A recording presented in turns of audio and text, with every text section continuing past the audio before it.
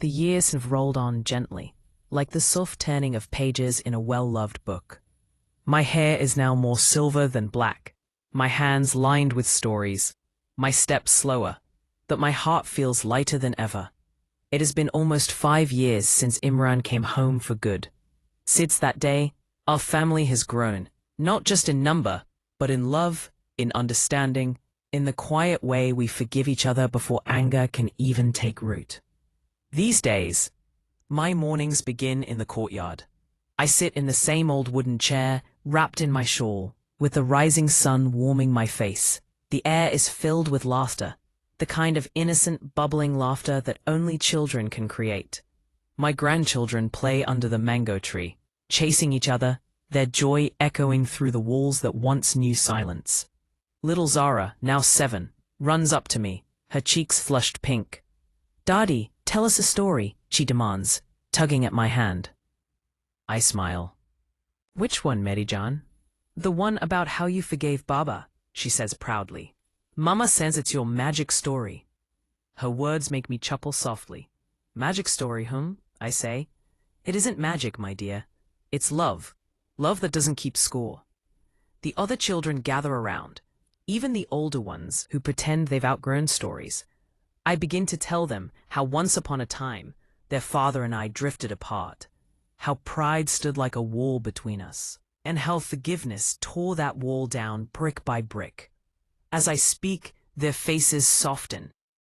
They lean closer, eyes wide, listening not just with their ears, but with their hearts. When I finish, Zara rests her head on my knee and says, "Daddy, I'll always forgive first." Ah, what a beautiful thing to hear from a child's mouth. Those simple words carrying the weight of generations healed. I stroke her hair and whisper, "Then you will always live in peace, Meri Betty." Later that afternoon, Imran and Masheed sit with their own children, helping them with homework. I watch from my chair, my heart swelling with pride. There was a time when these two brothers could not sit in the same room without old arguments bubbling up. Now they laugh easily, sharing jokes as they guide little hands across notebooks. That's the true blessing of forgiveness. It doesn't just heal one relationship. It ripples outward, touching everyone around it. Like a stone dropped in still water, it spreads, quietly, endlessly, beautifully. A few months ago, something happened that reminded me of that truth. Imran's eldest daughter, Aisha, came home from school one day, upset. She had fought with her best friend and refused to talk to her. Imran sat beside her, calm and patient, and said, "Beta, do you know what your daddy once taught me? That forgiveness makes you the stronger one."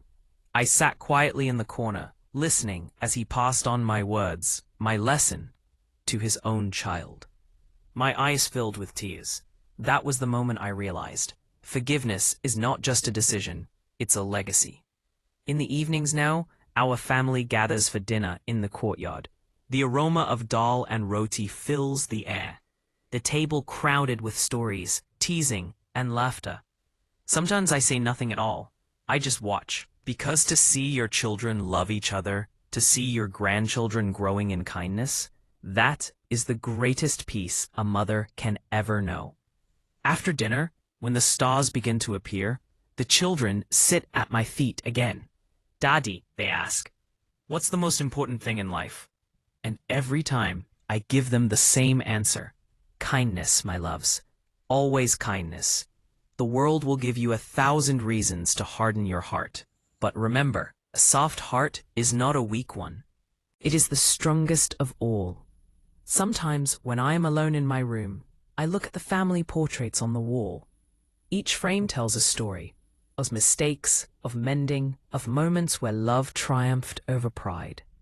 I whisper a prayer of gratitude for the journey we've had, for the lessons, the tears, and the peace that followed. I often think of my late husband, Rayman.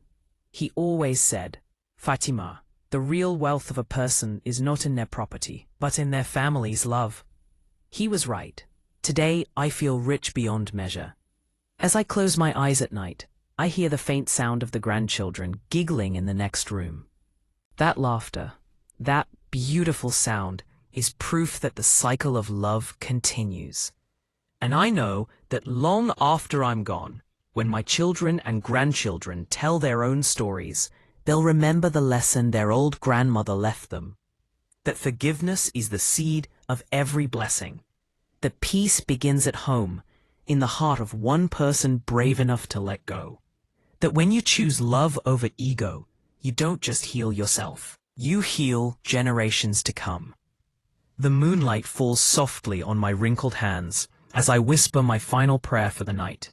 Ya Allah, keep their hearts gentle, their homes peaceful, and their love unbroken. Because that, my dear ones, is the true blessing of generations. Not wealth, not fame, but the quiet inheritance of peace. And that blessing, once given, never fades.